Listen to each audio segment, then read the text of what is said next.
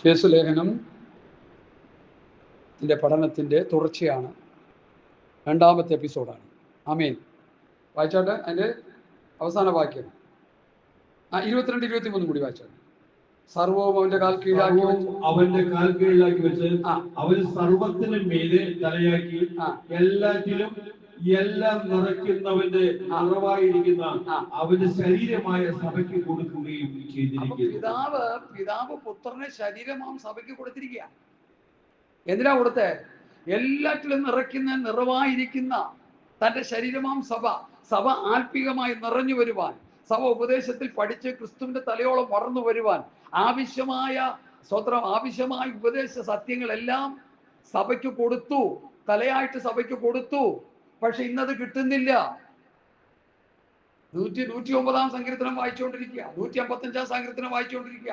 അവന്റെ സന്തതി മുടിഞ്ഞു പോട്ടെ, അവന്റെ ഭാര്യയും മക്കളെല്ലാം തെണ്ടി നടക്കട്ടെ, അവർ നശിച്ചു പോകട്ടെ എന്ന് പ്രസംഗിച്ച് ഈ ശാപ സങ്കീർത്തനങ്ങളൊക്കെ വിളിച്ചു പറഞ്ഞ് ജനത്തെ നശിപ്പിച്ചുകൊണ്ടിരിക്കുക. എനിക്ക് സങ്കീർത്തനത്തോട് യാതൊരു എതിരുമില്ല. സങ്കീർത്തനം മനോഹരമായ സങ്കീർത്തനങ്ങളാണ്. അത് ശാപ സങ്കീർത്തനങ്ങളായിട്ട് അങ്ങനെ കിടക്കുന്നെങ്കിൽ അതിൻ്റെ പിന്നിൽ ഒരു ഹിസ്റ്ററി ഉണ്ട്. അത് നമ്മൾ പഠിച്ചു നോക്കുമ്പോൾ യഹൂദ ജനം ദൈവത്തെ വിട്ടുപോയി എന്ന് മാത്രമല്ല, അവർക്ക് കണ്ണിന് കണ്ണ് പല്ലിന് പല്ലെന്നുള്ളൊരു പ്രമാണം ലഭിച്ചു. അപ്പൊ അവരെല്ലാം ചെയ്തുകൊണ്ടിരുന്നതും പ്രാർത്ഥിച്ചുകൊണ്ടിരുന്നതും അവരുടെ കൂടെയുള്ളവനെ പോലും നശിപ്പിക്കാൻ വേണ്ടി ദൈവമേ നീ അത്ഭുതം പ്രവർത്തിക്കണമെന്ന് അവർ പ്രാർത്ഥിച്ചുകൊണ്ടിരുന്നത്.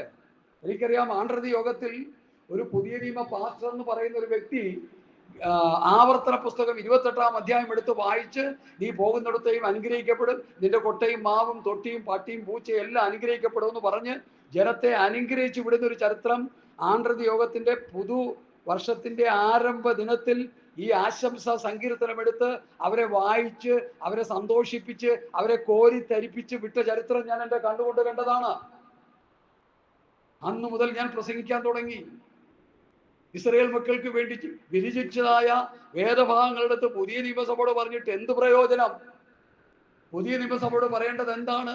തലയായ ക്രിസ്തുവിൽ നിന്ന് ശരീരമാം സഭയ്ക്ക് ഉപദേശം കൊടുത്ത് അവരെ വളർത്തിയെടുക്കണമെന്നാണ് പൗലോസ് ഇവിടെ എഴുതി വെച്ചിരിക്കുന്നത്. അതാണ് ഈ വാക്യത്തിൽ നമ്മൾ കണ്ടുവരുന്നത്. സർവ്വവന്റെ കാൽ കീഴാക്കി വെച്ചു, അവനെ സർവ്വത്തിനും മീതെ തലയാക്കി എല്ലാറ്റിനും എല്ലാം നിറയ്ക്കുന്നവന്റെ നിറവായിരിക്കുന്ന അവന്റെ ശരീരമാണ് സഭയ്ക്ക് കൊടുത്തു. കർത്താവിന്റെ സഭയ്ക്ക് കൊടുത്തു, കർത്താവിന്റെ ഉപദേശം കൊടുത്തു. സഭയിൽ ആരും അത് പ്രസംഗിക്കുന്നില്ല. പരിണിത ഫലം, സഭ ആത്മീയമായി തകർന്നു കിടക്കുക. ഇനി അതിന്റെ 2-ാം അധ്യായത്തിന്റെ 1-ാം വാക്യത്തിലേക്ക് വരുന്നു. അതിക്രമങ്ങളാലും പാപങ്ങളാലും മരിച്ചവരായിരുന്ന നിങ്ങളെയും അവൻ ഉയർപ്പിച്ചു. ഇവിടെ ഒരു പ്രധാന സത്യം അപ്പോസ്തലനായ പൗലോസ് വെളിപ്പെടുത്തുക. അതിക്രമങ്ങളാലും പാപങ്ങളാലും മരിച്ചവരായിരുന്ന നമ്മൾ. ഈ പാപം ഏതാ? ആദാമ്യ പാപം. റോമാലേഖനം പഠിക്കുമ്പോൾ ഏക മനുഷ്യനാൽ പാപവും പാപത്താൽ മരണവും ലോകത്തിൽ കടന്നു. അപ്പൊ ആദാമ്യ പാപ നിമിത്തം മനുഷ്യൻ എന്ത് ചെയ്തു? മരിച്ചു. അതിക്രമങ്ങളാലും പാപങ്ങൾ. ഈ അതിക്രമം ഏതാ? നമ്മുടെ അതിക്രമം, നമ്മുടെ ഓരോരുത്തരുടെയും അതിക്രമം. നമ്മൾ ജനിച്ചു വീണ അന്ന് മുതൽ ദൈവവചനവുമായിട്ട് നമുക്ക് ബന്ധമില്ല. നമ്മളെ നടത്തുന്ന ഉപദേശിമാരോ അല്ലെങ്കിൽ നമ്മുടെ മാതാപിതാക്കളോ ഈ ചട്ടങ്ങളും വിധികളൊന്നും നമ്മളെ പ്രമാണിക്കാൻ ആരും ഒന്നും ഉപദേശിച്ചില്ല. അത് അതിക്രമമാണ്. അപ്പൊ നമ്മുടെ അതിക്രമം കൊണ്ടും ആദാമ്യ പാപം കൊണ്ടും എന്ത് ചെയ്തു? സകലരും മരിച്ചുപോയി. അതവിടെ എഴുതിയിരിക്കും. അതിക്രമങ്ങളാലും പാപങ്ങളാലും മരിച്ചവരായിരുന്ന നമ്മെ എന്ത് ചെയ്തു? ഉയർപ്പിച്ചു. യേശുക്രിസ്തുവിൽ വിശ്വസിച്ചപ്പോൾ നമുക്ക് ഉയർപ്പ് കിട്ടി. ഈ ഒരു യാഥാർത്ഥ്യം നമ്മൾ മനസ്സിലാക്കണം. ലോകത്തുള്ള സകല മനുഷ്യരും ആദാമ്യ പാപ നിമിത്തം അവരുടെ ആത്മാവ് മരിച്ചു. തന്മൂലവും ശരീരവും എല്ലാ 2 മരണങ്ങൾ സംഭവിച്ചു. 2 മരണവും പാപം മൂലം ഉണ്ടായി. ആ മരണത്തെ പൗലോസ് വെളിപ്പെടുത്തുന്ന ഒരു മർമ്മമാണ് അതിക്രമങ്ങളാലും പാപങ്ങളാലും മരിച്ചവരായിരുന്നു നമ്മെ എന്ത് ചെയ്തു? ഉയർപ്പിച്ചു. യേശുക്രിസ്തുവിനോട് ഉയർപ്പിച്ചു.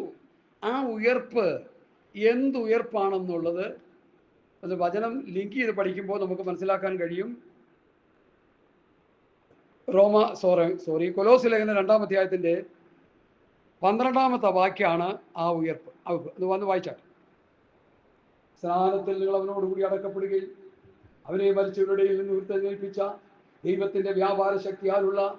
വിശ്വാസത്താൽ അവനോടുകൂടി നിങ്ങളും ഉയർത്തെഴുന്നേൽപ്പിക്കപ്പെട്ടു.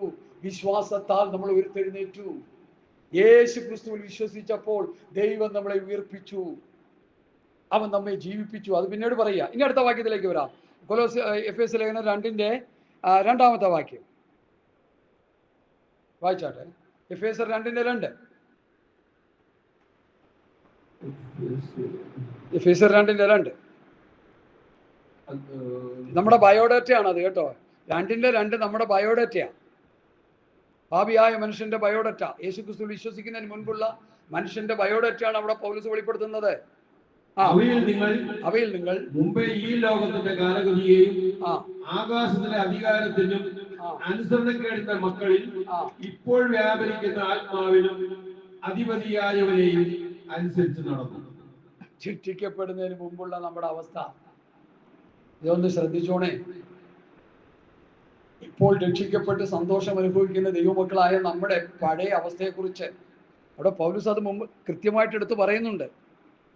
എങ്ങനെ എടുത്ത് പറയാം? താൻ എങ്ങനെ എടുത്ത് പറയുന്നത്? അവയിൽ നിങ്ങൾ മുമ്പേ, ക്രിസ്തുവിനെ അറിയുന്നതിന് മുൻപേ, ബിഫോർ, ഇപ്പോഴത്തെ കാര്യമല്ല. ഇപ്പോൾ നമ്മൾ ദൈവമക്കളാ. ഇപ്പോൾ നമ്മൾ ദൈവമക്കളാണ്. കർത്താവിന്റെ വരവിന് വേണ്ടി കാത്തിരിക്കുന്ന വിശുദ്ധന്മാരുടെ സംഘമാണ്. അങ്ങനെയാണോ എന്നൊക്കെ ചോദിച്ചാൽ ഞാൻ അങ്ങനെയാ. എനിക്കതേ പറയാൻ പറ്റൂ. പണ്ട് നിരീശ്വരത്വം പ്രസംഗിച്ചുകൊണ്ട് നടന്ന ഒരു വ്യക്തി കുരങ്ങിൽ നിന്ന് മനുഷ്യനുണ്ടായെന്ന് ശക്തിയോടെ പ്രസംഗിച്ചപ്പോൾ അടുത്തൊരു ഉപദേശി നിന്നോട്ട് പറഞ്ഞു, സഹോദര, ആ പ്രസംഗിക്കുന്ന നിങ്ങൾ കുരങ്ങിൽ നിന്നുണ്ടായതാണ്, ഞാൻ കുരങ്ങിൽ നിന്നുണ്ടായതാണ്, ഞാൻ ദൈവത്തിന്റെ സൃഷ്ടിയാണ് എന്ന് പറഞ്ഞതുപോലെ. സ്തോത്രം. മുമ്പ് നമ്മൾ ആരായിരുന്നു? ഈ ലോകത്തിന്റെ കാലഗതിയെയും ആകാശത്തിലെ അധികാരത്തിനും അനുസരണക്കേടിന്റെ മക്കളിൽ ഇപ്പോൾ വ്യാപരിക്കുന്ന ആത്മാവിനും അധിപതിയായവനെയും അനുസരിച്ച് നടന്നു. അപ്പൊ ആരെ അനുസരിച്ച് നടന്നു എന്ന് എഴുതിയിരിക്കുന്നത്? ഫ്രാൻസിസ് ആവാലം കഴിച്ചു. ആരെ അനുസരിച്ച് നടന്നു എന്ന് എഴുതിയിരിക്കുന്നത്? ധൈര്യമായിട്ട് പറഞ്ഞു. ആരെ അനുസരിച്ച് നടന്നു? പിശാചിനെ. അത് പറയാൻ എന്താ ഇത്ര മടി? നമ്മൾ അങ്ങനെ നടന്നു. ഹല്ലേലൂയ. പിശാചിനെ അനുസരിച്ചവരായി നമ്മൾ നടന്നു. ഈ വേദഭാഗം വളരെ മാർമികമായൊരു ഭാഗമാണ്. പരിശുദ്ധാത്മാവ് നമുക്ക് അതിൻ്റെ നിർമ്മലമായ അവസ്ഥകൾ വെളിപ്പെടുത്തി തരുവാൻ വളരെ പ്രാർത്ഥനയോടെ നമുക്ക് ദൈവസന്നിധിയിലായിരിക്കാം. ഈ ലോകത്തിൽ നിങ്ങൾ മുമ്പേ ഈ ലോകത്തിന്റെ കാലഗതിയെയും ആകാശത്തിന്റെ അധികാരത്തിനും അനുസരണക്കേടിന്റെ മക്കളിൽ ഇപ്പോൾ വ്യാപരിക്കുന്ന ആത്മാവിനും അധിപതിയായവരെയും അനുസരിച്ച് നടന്നു. അർത്ഥം, പിശാചിനെ അനുസരിച്ച് നടന്നു. അവരുടെ ഇടയിൽ നാം എല്ലാവരും മുമ്പേ നമ്മുടെ ജഡമോഹങ്ങളിൽ നടന്ന് ജഡത്തിനും മനോവികാരങ്ങൾക്കും ഇഷ്ടമായത് ചെയ്തുകൊണ്ട് മറ്റുള്ളവരെ പോലെ പ്രകൃതിയാൽ കോപത്തിന്റെ മക്കളായിരുന്നു. കോപത്തിന്റെ മക്കൾ. ദൈവകോപം ഏറ്റുവാങ്ങി നശിച്ച് നരകാഗ്നിയിലേക്ക് പോകുന്ന അവസ്ഥയിൽ നമ്മൾ ഓരോരുത്തരും ആയിത്തീർന്നു എന്നാണ് പൗലോസ് ആത്മാവിൽ മർമ്മമായി ഇവിടെ എഴുതി വെച്ചിരിക്കുന്നത്. ഇന്നത്തെ പെന്തോക്കോസ്ത് സമൂഹമേ, ഈ വചനം ഒന്ന് കേട്ടുകൊള്ളുക. ഈ ഉപദേശം നമ്മൾ കേട്ടു പഠിക്കണം. ഇപ്പോൾ നമ്മൾ രക്ഷിക്കപ്പെട്ട് സ്നാനപ്പെട്ട് പരിശുദ്ധാംശയം പ്രാപിച്ചു കർത്താവിന്റെ വരവിന് വേണ്ടി ഒരുങ്ങിക്കൊണ്ടിരിക്കുന്നു. വചനം കേൾക്കുന്നു, സന്തോഷിക്കുന്നു, പ്രത്യാശയോടെ ആയിരിക്കുന്നു. ഭാവിയെക്കുറിച്ചുള്ള ഒരു വലിയ പ്രത്യാശയോടെ നമ്മൾ ജീവിക്കുന്നു.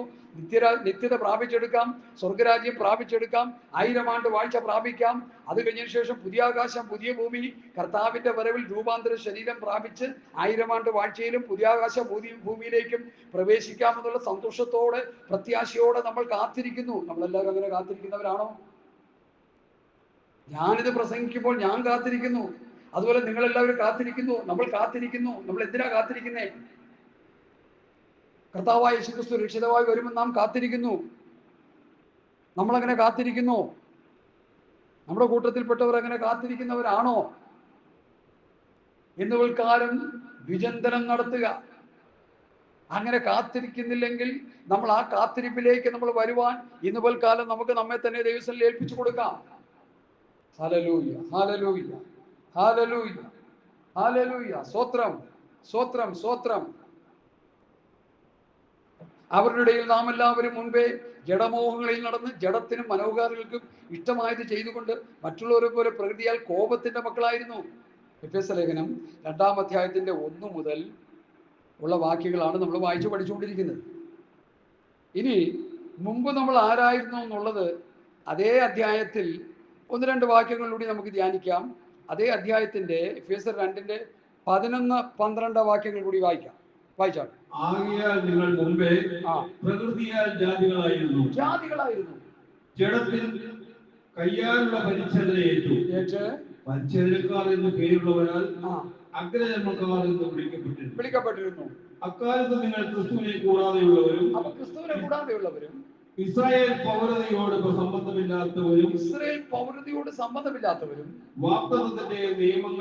വാഗ്ദത്തത്തിന്റെ നിയമങ്ങൾക്ക് അന്യരും പ്രത്യാശയില്ലാത്തവരും ലോകത്തിൽ ദൈവമില്ലാത്തവരും ആയിരുന്നു. അതാ നമ്മുടെ ബയോഡറ്റ. പെന്തക്കോസുകാരെ നമ്മുടെ ബയോഡറ്റ പൗലൂസ് പറയുന്നു.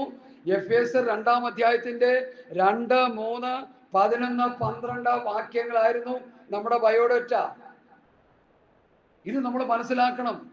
ഈ അവസ്ഥയിൽ നിന്നാണ് ദൈവം നമ്മെ ഇത്ര മനോഹരമായ പ്രത്യാശ നിർഭരമായ ഒരു ജീവിതം നയിക്കുവാൻ കർത്താവ് നമ്മെ തെരഞ്ഞെടുത്തിരിക്കുന്നത്. ഈ ചിന്ത നമ്മളെ വിട്ടുപോകരുത്.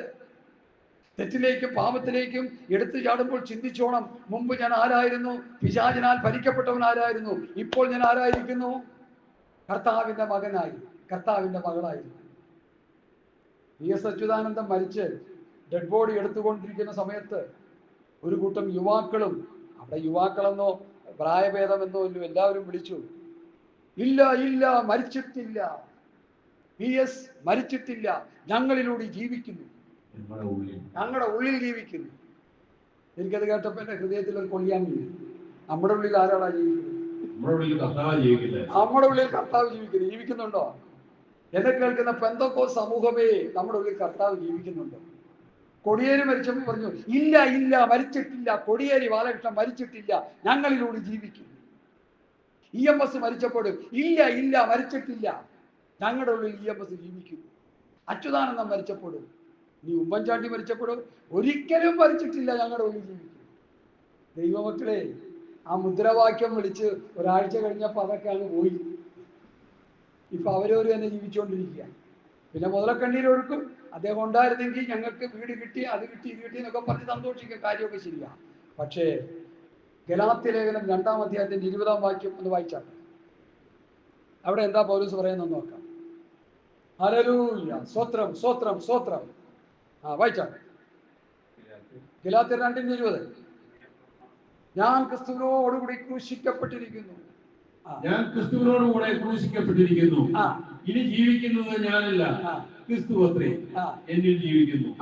ഇപ്പോൾ ഞാൻ ജഡത്തിൽ ജീവിക്കുന്നതോ എന്നെ സ്നേഹിച്ച, എനിക്ക് വേണ്ടി തന്നെത്താൻ ഏൽപ്പിച്ചു കൊടുത്ത ദൈവപുത്രങ്കലുള്ള വിശ്വാസത്താലത്രേ ജീവിക്കുന്നത്. നമ്മളിൽ ആരാ ജീവിക്കുന്നത്? പൗലോസ് പറയാ, ഞാൻ ക്രിസ്തുവിനോട് ക്രൂശിക്കപ്പെട്ടു, ക്രിസ്തു അത്രേ എന്നിൽ ജീവിക്കുന്നു. ഇവിടെ ഇതാ PS മരിച്ചപ്പോ പറയുന്നു, PS നീ ഞങ്ങളിൽ ജീവിക്കുക, ഉമ്മൻചാണ്ടിയെ നീ ഞങ്ങളിൽ ജീവിക്കുക, അച്യുതാനന്ദനെ നീ ഞങ്ങൾ ജീവിക്കുക, കൊടിയേരി ബാലകൃഷ്ണ നീ ഞങ്ങൾ ജീവിക്കുക എന്നിവിടെയുള്ള പാവം പിടിച്ച സഹോദരന്മാർ വ്യർത്ഥമായി വിളിച്ചു പറഞ്ഞ് മുതല കണ്ണീരൊഴുക്കി പോകുമ്പോൾ രക്ഷിക്കപ്പെട്ട് സ്നാനപ്പെട്ട് പരിശുദ്ധാംശം പ്രാപിച്ച വിശുദ്ധിയിലും വേർപാടിലും ജീവിക്കുന്ന ദൈവസഭയോട്, ദൈവമക്കളോട് ഒരു കുഞ്ഞുപദേശി വിളിച്ചു ചോദിക്കുക, നിങ്ങളിൽ ആരാ ജീവിക്കുന്നത്?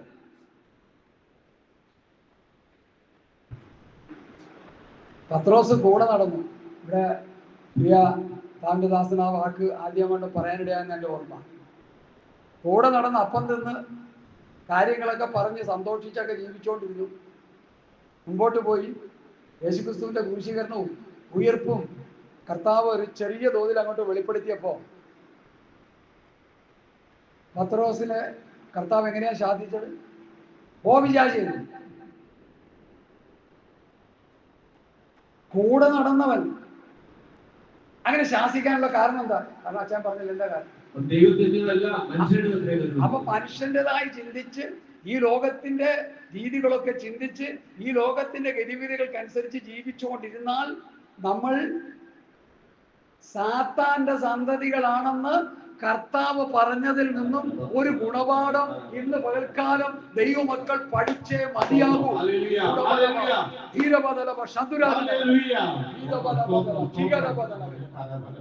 ലോകത്തിന്റെ ഭൗതികത്തിന്റെ പുറകെ പോകുന്ന ശുശ്രൂഷ വൃന്ദങ്ങളെ, റേറ്റ് പറഞ്ഞ് പ്രസംഗിക്കുന്നവരെ, സുവിശേഷ വേല കൊണ്ട് ലാഭം കൊയ്യുന്നവരെ, നിങ്ങൾ മനസ്സിലാക്കിക്കോ, നിങ്ങൾ സാത്താന്റെ സന്തതികളാണ്.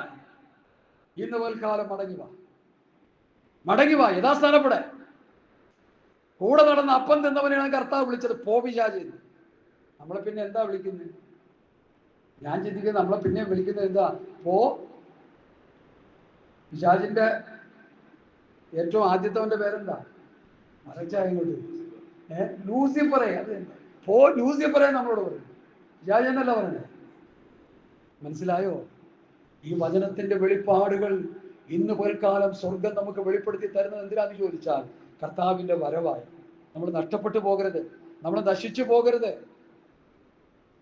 നമ്മൾ നിത്യമായ നിത്യാതിയിലേക്ക് പോകരുത്. രക്ഷിക്കപ്പെട്ടു, സ്നാനപ്പെട്ടു, പാട്ടും പാടി സന്തോഷിച്ച് ജീവിച്ച് അവസാനം നരക കുഴിയിലേക്ക് അനേകർ പോയി നിവദിക്കുമെന്ന് നമുക്ക് കാണാൻ കഴിയുന്നു. കർത്താവിന്റെ വരവിൽ കൈവിടപ്പെട്ടു പോകുന്ന കൂട്ടത്തിൽ നമ്മൾ ആകരുത്. അതിനുവേണ്ടി ഇത് പ്രസംഗിക്കുന്നേ. ആരെയും കരിവരുത്താക്കാനോ ആരെയും സ്വത്രം കുറ്റം പറഞ്ഞ് അല്ലെങ്കിൽ ആരെയും പരസ്യമായി ആക്ഷേപിക്കാനോ ഒന്നുമല്ല ഇവിടെ പറയുന്നത്. നമ്മൾ നശിച്ചു പോകരുത്, നമ്മുടെ ആത്മാവ് നിത്യമായ നരകാഗ്നിയിലേക്ക് പോകരുത്. അപ്പം തിന്ന് കൂടെ നടന്ന് അത്ഭുതങ്ങൾ കണ്ട് അടയാളങ്ങൾ കണ്ട് കർത്താവിന്റെ ആ മനോഗതിയിലേക്കും കർത്താവിന്റെ ചിന്താഗതിയിലേക്കും കർത്താവിന്റെ ലക്ഷ്യപ്രാപ്തിയിലേക്കും പത്രോസിന് വരാൻ കഴിയാതെ ഒരു നിമിഷം അവൻ്റെതായ ഭൗതികമായ നിലയിലേക്ക് ജഡികമായ നിലയിലേക്ക് കാര്യങ്ങൾ ചിന്തിച്ചു പോയപ്പോൾ ദൈവം അവനോട് പറഞ്ഞു, സാത്താനാണ് നീ എന്നെ വിട്ടുപോകാൻ. അങ്ങനെയാണെങ്കിൽ നമ്മുടെ പെന്തക്കോസ്ത് പ്രസ്ഥാനത്തിലുള്ള എത്ര പേരോട് കർത്താവ് അങ്ങനെ പറയേണ്ടി വരുമെന്ന് നിങ്ങൾ ചിന്തിക്കുക ദൈവമക്കളെ. അങ്ങനെ ചിന്തിച്ച് ദൈവവചനത്തിന്റെ വ്യവസ്ഥയിലേക്കും ദൈവകൃപയിലേക്കും മടങ്ങി വരുവാൻ ഞാൻ നിങ്ങളെ കർത്താവിന്റെ ദാസനെന്ന നിലയിൽ നിങ്ങളെ ആഹ്വാനം ചെയ്യുന്നു. നിങ്ങൾക്കൊരു പക്ഷേ ഇത് അംഗീകരിക്കാൻ പറ്റുന്നില്ലായിരിക്കാം. Hallelujah, hallelujah, hallelujah. അപ്പോൾ ഇവിടെ നമ്മൾ വായിച്ചത് എഫേസ്യ ലേഖനം 2 ആകയാൽ നിങ്ങൾ മുമ്പ് പ്രകൃതിയാൽ ജാതികളായിരുന്നു. 2:11 ജാതികളായിരുന്നു. ജഡത്തൻ കയ്യാലുള്ള പരിച്ഛേദനയേറ്റ് പരിച്ഛേദനക്കാർ എന്ന് വിളിക്കപ്പെട്ടവരാൽ അഗ്രചർമ്മക്കാർ എന്ന് വിളിക്കപ്പെട്ടിരുന്നു. അക്കാലത്ത് നിങ്ങൾ ക്രിസ്തുവിനെ കൂടാതെയുള്ളവരും ഇസ്രായേൽ പൗരതയോട് സംബന്ധമില്ലാത്തവരും വാഗ്ദത്തത്തിന്റെ ദൈവങ്ങൾക്ക് അന്യരും പ്രത്യാശയില്ലാത്തവരും ലോകത്തിൽ ദൈവമില്ലാത്തവരും ആയിരുന്നു. നമ്മൾ ദൈവമില്ലാത്തവരായിരുന്നു. ദൈവമക്കളെ, നമ്മൾ ദൈവമില്ലാത്തവരായിരുന്നു. അതുകൊണ്ടാണ് എഫേസ്യർ 2:1 നമ്മൾ 2 വായിച്ചത്, ആകാശത്തിന്റെ അധികാരത്തിനും മനസ്സുണ്ടക്കേടിന്റെ മക്കളെ ഇപ്പോൾ വ്യാപരിക്കുന്ന ആത്മാവിനും അധിപതിയായവരെയും അനുസരിച്ച് നടന്നവരായിരുന്നു. പിശാചിന്റെ അടിമൃഗത്തിൽ കിടന്നവരായിരുന്നു. ഒരു ദൈവമുണ്ടെന്ന് പറയാൻ ഈ ലോകത്തിൽ ആർക്കെങ്കിലും അവകാശമുണ്ടെങ്കിൽ അത് യഹൂദന് മാത്രമേ ഉള്ളൂ. അവനാണ് ദൈവം, അവനാണ് ആരാധന, അവനാണ് ആലയങ്ങൾ, അവനാണ് പ്രമാണം, അവനാണ് ദൈവത്തിന്റെ വ്യവസ്ഥകൾ. അവനോടുകൂടിയാണ് ദൈവം സംസാരിച്ചത്. യഹൂദന്മാരുടെ ഇടയിലാണ് ഇത് കർത്താവ് വന്നത്. യഹൂദന്മാർ കർത്താവിനെ തള്ളിക്കളഞ്ഞെങ്കിലും കർത്താവ് അവരെ രക്ഷിക്കാനാണ് പിന്നെയും വന്നത്. അവൻ സ്വന്തമായിലേക്ക് വന്നു. സ്വന്തമായൊരു അവനെ തള്ളിക്കളഞ്ഞു. യഹൂദ ജാതി ദൈവത്തിൽ നിന്ന് അകന്നു പോയെങ്കിലും അവനെ രക്ഷിച്ചെടുക്കാൻ ദൈവം പുത്രനെ അയച്ചപ്പോൾ ആ പുത്രനെ അവർ പിടിച്ച് ക്രൂശിച്ചു. ഒരു മർമ്മം പറയാൻ പോവുക, ശ്രദ്ധിച്ചോണേ, ഒരു മർമ്മം പറയാൻ പോവുക. എന്തുകൊണ്ട് അവനെ എടുത്ത് ക്രൂശിച്ചേ? കൊരിന്ത്യർ ലേഖനത്തിലേക്ക് വരാം. എന്തുകൊണ്ട് കർത്താവിന്റെ ശത്രുക്കളായി അവർ കർത്താവിനെ ക്രൂശിക്കാനിടയായി തീർന്നു? Hallelujah, hallelujah.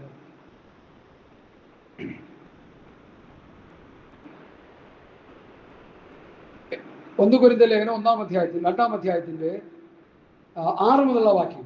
എന്നാൽ തികഞ്ഞവരുടെ ഇടയിൽ ഞങ്ങൾ ജ്ഞാനം സംസാരിക്കുന്നു, ഈ ലോകത്തിന്റെ ജ്ഞാനമല്ല, നശിച്ചു പോകുന്നവരായ ലോകത്തിന്റെ പ്രഭുക്കന്മാരുടെ ജ്ഞാനവുമല്ല,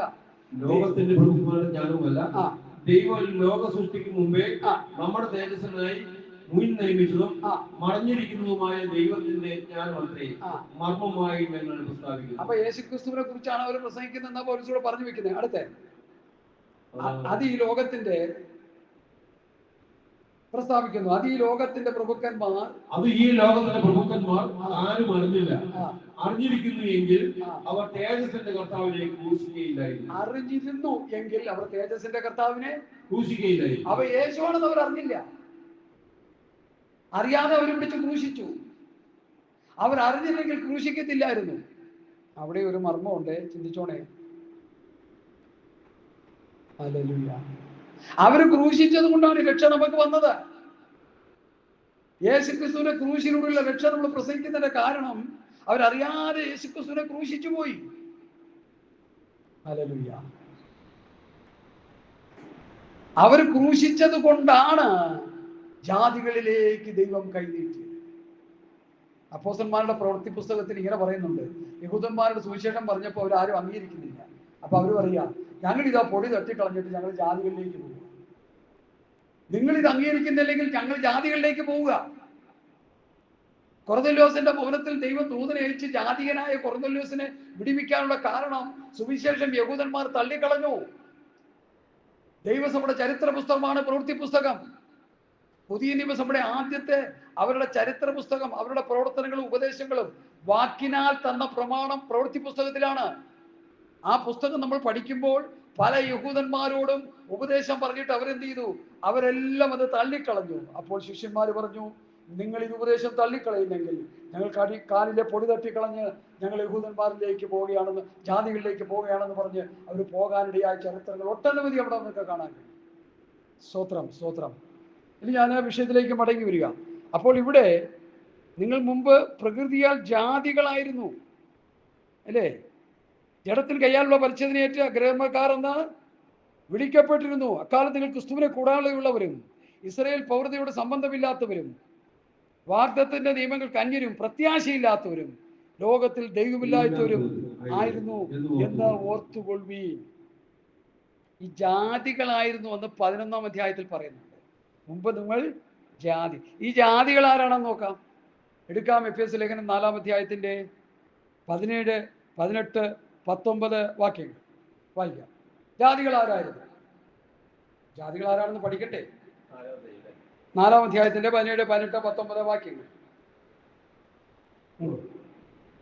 ആകയാൽ ഞാൻ കർത്താവിൽ സാക്ഷീകരിച്ച് പറയുന്നത് എന്തെന്നാൽ ജാതികൾ തങ്ങളുടെ വ്യർത്ഥബുദ്ധി അനുസരിച്ച് നടക്കുന്നത് പോലെ നിങ്ങൾ ഇനി നടക്കരുത്. അപ്പൊ ജാതികൾ എങ്ങനെ നടക്കുന്നവരാണ്? വ്യർത്ഥബുദ്ധി അനുസരിച്ച് നടക്കുന്നു. അടുത്ത അവർ അന്ധബുദ്ധികളായി. അപ്പൊ ജാതികൾ എങ്ങനെയുള്ളവരാണ്? അന്ധബുദ്ധികളായി. അപ്പൊ 3, അവർ അജ്ഞാനികളാണ്. 4, ഹൃദയകാഠിന്യമുള്ളവരാണ്. ദൈവത്തിന്റെ ജീവനിൽ നിന്ന് അകന്ന് മനം തഴപ്പിച്ചു പോയി. അപ്പൊ ദൈവത്തിന്റെ ജീവനിൽ നിന്ന് അകന്ന് മനം തഴപ്പിച്ചു പോയി. 5-ാമത് ആകയാൽ അത്യാഗ്രഹത്തോടെ. 6, അവർ അത്യാഗ്രഹികളാണ്. സകല അശുദ്ധിയും പ്രവർത്തിക്കുവാൻ ദുഷ്കാമത്തിന് തങ്ങളെ തന്നെ ഏൽപ്പിച്ചിരിക്കുന്നു. 7, ഇതാണ് ജാതികൾ. 7 പോയിന്റ് എഴുതിയിട്ടോണേ. ജാതികൾ ഇതാ. ഈ ജാതികളുടെ സ്വഭാവം നമ്മളിലുണ്ടോ എന്ന് നമ്മൾ ചിന്തിച്ചോണം. നമ്മളിപ്പോ ഭയങ്കര പാട്ടും പ്രാർത്ഥന ആരാധനയായിട്ടൊക്കെ നടക്കുക. പെന്തക്കോസ്തുകാരെ പോലെ പ്രാർത്ഥിക്കുന്ന ആൾക്കാരെ കിടത്തി കുറപ്പിക്കുന്നില്ല എന്നാണ് എല്ലാവരും പറയുന്നത്. കാര്യമൊക്കെ ശരി, നല്ല കാര്യമാണ്. ഭയങ്കര ബഹളമൊക്കെ എടുത്ത് ആരാധിച്ച് എവിടെയെങ്കിലും ഒരു പ്രാർത്ഥനാ കൂട്ടർ വീട്ടിൽ നടത്തിയ പരിസരവാസികളെ കിടത്തി കുറപ്പിക്കുന്നില്ല. ഭയങ്കര ബഹളം. എനിക്കതിനോട് എതിർപ്പൊന്നുമില്ല. ഇപ്പോൾ ആത്മീയമൊക്കെ വരുമ്പോൾ സന്തോഷവും പാട്ടും പാടാൻ ആത്മാവിലായി കഴിഞ്ഞ് ഉച്ചവിള നല്ല കാര്യമാണ്. പക്ഷേ ഈ ജാതികളുടെ സ്വഭാവം നമ്മളിലുണ്ടോ എന്ന് നോക്കണം. ജാതികളുടെ സ്വഭാവം നമ്മളിലുണ്ടോ എന്ന് നോക്കണം. എന്തൊക്കെയാണ് ആ സ്വഭാവം? വ്യർത്ഥബുദ്ധി അനുസരിച്ച് നടക്കുന്നവർ, അന്ധബുദ്ധികൾ, അജ്ഞാനികൾ, ഹൃദയകാഠിന്യമുള്ളവർ, ദൈവത്തിന്റെ ജീവൻ അകന്ന് മനം തഴപ്പിച്ചു പോയവർ, സകല അത്യാഗ്രഹമുള്ളവർ, അശുദ്ധി പ്രവർത്തിക്കുന്നവർ, ദുഷ്കാമത്തിന് തങ്ങളെ തന്നെ ഏൽപ്പിച്ചിരിക്കുക. ഈ 7 സ്വഭാവങ്ങളാണ് ജാതികളുടെ സ്വഭാവം. ഇസ്രായേൽ മക്കളോട് ദൈവം എന്തോ പറഞ്ഞു? അമോന്യർ, ഹിത്യർ, പെരീസ്യർ, യെബൂസ്യർ, പിന്നെ അമാലേക്യർ, 8 കൂട്ടം ജാതികൾ 8, 10 കൊണ്ടെന്നാണ് പറയുന്നത്. ഞാൻ എഴുതി വെച്ചിട്ടില്ല. ഈ ജാതികൾ നിങ്ങൾ പാർക്കുന്ന ദേശത്ത് ചെല്ലുമ്പോൾ അവരെ എന്ത് ചെയ്യണം? അവരുമായിട്ട് ഒരുമിച്ചിരുന്ന് ഭക്ഷണം കഴിക്കണമെന്ന് കൊന്നുകളയണം അവരെ. പഴയ നിയമത്തിൽ വ്യവസ്ഥ ഏതാ? നിങ്ങൾ പാർക്കുന്ന ദേശത്തിൽ ജാതികളെ ഉന്മൂലനാശം ചെയ്തു കളയണം. എന്താ കാര്യം എന്ന് പറഞ്ഞു. എന്താന്ന് പറഞ്ഞേ ഫ്രാൻസിസ്, എന്താന്ന് പറഞ്ഞു? അല്ലല്ല ഞാൻ ചോദിച്ചത്. ഇവ കൊന്ന് അരി എത്രയെന്ന് ചോദിക്കുമ്പോ പയറഞ്ഞാഴി എന്നുള്ള മറുപടിയാണ് പറയുന്നത്. എന്തുകൊണ്ടവരെ കൊല്ലണമെന്ന് ദൈവം പറഞ്ഞു? നോ. ആ ജാതികളെ കണ്ട് യഹൂദന്മാർ പഠിച്ച് ജാതികളുടെ സ്വഭാവത്തിൽ മലിനപ്പെട്ടു പോകും, അശുദ്ധിയിലേക്ക് പോകും. ഒരു കുഞ്ഞ് വളർന്നു വരുമ്പോൾ നിഷ്കളങ്കരമായ ഒരു കുഞ്ഞ, അവനേക്കാൾ 3, 4, 5 പ്രായമുള്ള ഒരു കുഞ്ഞ് കാണിക്കുന്ന വൃത്തികേട് ഈ കുഞ്ഞ് കണ്ടാൽ എന്ത് ചെയ്യും? പെന്തക്കോസ്തുകാരുടെ കുഞ്ഞ് അത് ചെയ്യും. എന്താ കാര്യം? അത് കണ്ടു ചെയ്യുക. മനസ്സിലായില്ലേ? കൊച്ചുങ്ങള്, നമ്മുടെ കൊച്ചുകുട്ടികളൊക്കെ, ഞങ്ങളുടെ കൊച്ചു അത്ര വലിയ കുഴപ്പമില്ലെന്ന് തോന്നുന്നു, അത്ര വലിയ കുഴപ്പമില്ല. വീട്ടിൽ വരുമ്പോൾ അപ്പനെ ഓടാ പട്ടി പൂച്ച എന്നൊക്കെ വിളിക്കേണ്ട കാര്യം എന്താ? കൊച്ചുങ്ങൾ തമ്മിൽ അങ്ങോട്ടും ഇങ്ങോട്ടും വിളിക്കുമോ? ഇതോ വിളിക്കും. അത് കേട്ടിട്ട് നമ്മളെ വന്ന് വിളിക്കും. ഒരു പാസ്സോട് പറയും, തന്നെ ആരാടോ പാസ്സാക്കിയെന്ന് ഒരു സഹോദരൻ ചോദിക്കുക. എന്താ കാര്യം? പാസ് ആ ഗുണമുള്ളവനാ. രണ്ടു കൂട്ടർ തമ്മിൽ വടക്കുണ്ടാക്കിയപ്പോൾ ഒരു സഭയിൽ ഒരു ഭിന്നത വന്നപ്പോൾ ഞാൻ അവിടെ ഇരിപ്പുണ്ട്, ഞാനും എൻ്റെ ജ്യേഷ്ഠ സഹോദരനൊക്കെ ഇരിപ്പുണ്ട്. ഭിന്നത വന്നപ്പോൾ ഒരു കൂട്ടരോട് ചേർന്ന് പാസ്റ്റർ വാദിച്ചപ്പോൾ ഒരു മൂന്നാമൻ അവിടെ എഴുന്നേറ്റ് നിന്ന് ചോദിക്കുക, തന്നെ ആരാടോ പാസ്സാക്കിയത്? എടോ, സഭയിൽ ഒരു പ്രശ്നം നടക്കുമ്പോൾ രണ്ടു കൂട്ടരും കൂടി വഴക്കുണ്ടായിക്കൊണ്ടിരിക്കുമ്പോൾ, രണ്ട് പക്ഷം ചേർന്ന് വഴക്കുണ്ടാക്കുമ്പോൾ, രണ്ട് പക്ഷത്തെയും അനുനയിപ്പിക്കാനായിട്ട് വളരെ പരിജ്ഞാനത്തോടെ വിവേകത്തോടെ ഇടപെടേണ്ടതിന് പകരം ഒരു കൂട്ടരോട് ചേർന്ന് മറുകൂട്ടർ ചീത്ത പറയുമ്പോൾ തനിക്ക് ആ സഭയെ നടത്താൻ അതിനുള്ള പരിജ്ഞാനമില്ല, വിവേകമില്ല.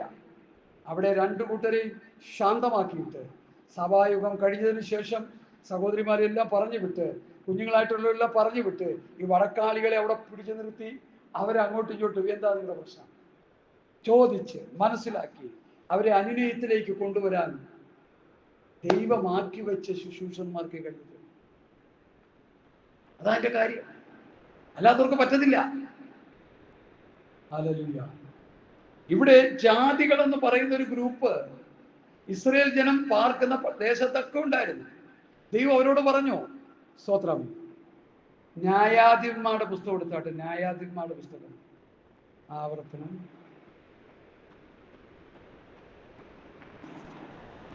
'ജാതികൾ അതിൻ്റെ 18-ാം അധ്യായം ഒന്ന് വായിക്കാം. ന്യായാധിപന്മാർ 18.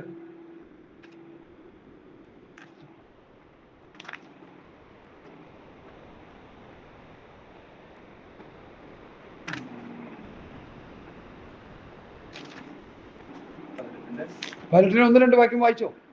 അക്കാലത്ത് ഇസ്രായേലിൽ രാജാവില്ലായിരുന്നു. ദാൻ ഗോത്രക്കാർ അക്കാലം തങ്ങൾക്ക് ഊഴിപ്പാർക്കുവാൻ ഒരു അവകാശം അന്വേഷിച്ചു. ഇസ്രായേൽ ഗോത്രങ്ങളുടെ ഇടയിൽ അവർക്ക് അന്ന് വരെ അവകാശം സ്വാധീനമായിരുന്നില്ല. അങ്ങനെയിരിക്കെ ദേശം ഉറ്റുനോക്കി പരിശോധിക്കേണ്ടതിന് ധാന്യർ തങ്ങളുടെ ഗോത്രത്തിൽ നിന്ന് കൂട്ടത്തിൽ പരാക്രമശാലികളായ 5 പേരെ സോരിൽ നിന്നും യസ്തയോലിൽ നിന്നും അയച്ചു. അവരോട് നിങ്ങൾ ചെന്ന് ദേശം ശോധന ചെയ്യുവിൻ എന്ന് പറഞ്ഞു. ഒരു നിമിഷം അധ്യായം എന്നുള്ള പറഞ്ഞത് തെറ്റിപ്പോയി, പുസ്തകം മാറിപ്പോയി. ലേവ്യ പുസ്തകം 18-ാം അധ്യായം. I am very sorry. ലേവ്യ പുസ്തകം 18-ാം അധ്യായം. ലേവ്യ പുസ്തകം 18-ാം അധ്യായം. യഹോവ പിന്നെയും മോശയോട് അരുളി ചെയ്തത്, നീ ഇസ്രായേലിന്റെ മക്കളോട് പറയേണ്ടതെന്നാൽ, ഞാൻ നിങ്ങളുടെ ദൈവമായ യഹോവയാകുന്നു. നിങ്ങൾ പാർത്തിരുന്ന മിസ്രയീം ദേശത്തിലെ നടപ്പ് പോലെ നിങ്ങൾ നടക്കരുത്. നിങ്ങൾ പാർത്തിരുന്ന മിസ്രയീം ദേശത്തിലെ നടപ്പ് പോലെ നിങ്ങൾ നടക്കരുത്. ഞാൻ നിങ്ങളെ കൊണ്ടുപോകുന്ന കനാൻ ദേശത്തിലെ നടപ്പ് പോലെയും അരുത്. അപ്പൊ മിസ്രയീമരുടെ നടപ്പ് പാടില്ല. ഞാൻ നിങ്ങളെ കൊണ്ടുപോകുന്ന കനാൻ എന്ന് പറഞ്ഞ കനാന്യരുടെ നടപ്പും പാടില്ല. ഇത് രണ്ടും ദൈവത്തിനും ദൈവജനത്തിനും ഇഷ്ടമല്ല. മനസ്സിലായോ? മിസ്രയീമരുടെ നടപ്പ് ജാതികളുടെ നടപ്പാണ്. കനാൻ, ശപിക്കപ്പെട്ടവൻ, കനാൻ ദേശത്തിലെ ജനത്തിന്റെ നടപ്പ് ദൈവഹിതത്തിനെതിരാണ്. അപ്പൊ മിസ്രയീമിലെ നടപ്പ് പാടില്ല, കനാന്യരുടെ നടപ്പ് പാടില്ല. അടുത്ത അടുത്ത ആര് നടക്കുന്ന പോലെ നടക്കണം. അവരുടെ മര്യാദ ആചരിക്കരുത്. അവരുടെ മര്യാദ, കനാന്യരുടെയും മിസ്രൈന്യരുടെയും മര്യാദ ആചരിക്കരുത്. അനുകരണീയമല്ല, അത് ആചരിക്കരുത്. എന്റെ വിധികളെ അനുസരിച്ച് എന്റെ ചട്ടങ്ങളെ പ്രമാണിച്ചു നടക്കണം. ഈ അർത്ഥത്തിൽ നമ്മൾ മനസ്സിലാക്കുന്നത്, ദൈവം ഓരോ ദേശത്ത് പോയി ഇവരോട് താമസിക്കാൻ പറഞ്ഞപ്പോൾ ആ ദേശത്തിലെ ജാതികളുടെ നടപ്പ് നിങ്ങൾ അനുകരിക്കരുത്. മിസ്രൈമിലെ നടപ്പ് പാടില്ല, കനാന്യ നടപ്പ് പാടില്ല. ഇവിടെ ഇത് പറയുന്നതിന്റെ പ്രധാന ഭാഗം, ഇവരെത്ര വർഷം മിസ്രൈമിൽ അടിമകളായിരുന്നു? 430 സംവത്സരം. ആ 430 സംവത്സരം അടിമകളായിരുന്ന അവിടെ ജീവിച്ച അവരുടെ ആ മിസ്രൈമരായ ജാതികളുടെ രീതി നിങ്ങൾ ഒരിക്കലും അനുകരിക്കരുത്, അതുപോലെ നടക്കരുത് എന്ന് ശക്തമായി താക്കീത് കൊടുത്തിട്ട് അടുത്ത് പറയുക, ഞാൻ നിങ്ങളെ കനാൻ ദേശത്തേക്ക് കൊണ്ടുപോകുന്നു, കനാനിൽ ഒരു കൂട്ടം ജനമുണ്ട്, അവരുടെ നടപ്പും നമുക്ക് പാടില്ല. പിന്നെ എങ്ങനെ നടക്കണം?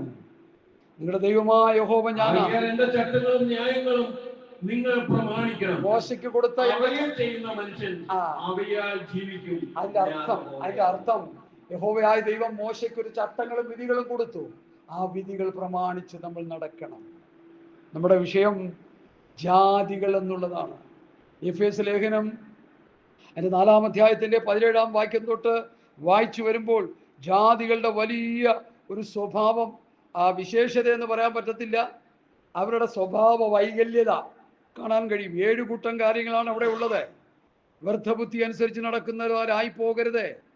പിന്നെ സ്വത്രം അന്ധബുദ്ധികളായി നടക്കരുത്, അജ്ഞാനികളായി നടക്കരുത്, ഹൃദയകാഠിന്യമുള്ളവരായി നടക്കരുത്, ജീവനിൽ നിന്ന് മനം തഴപ്പിച്ചു പോയവർ, മനം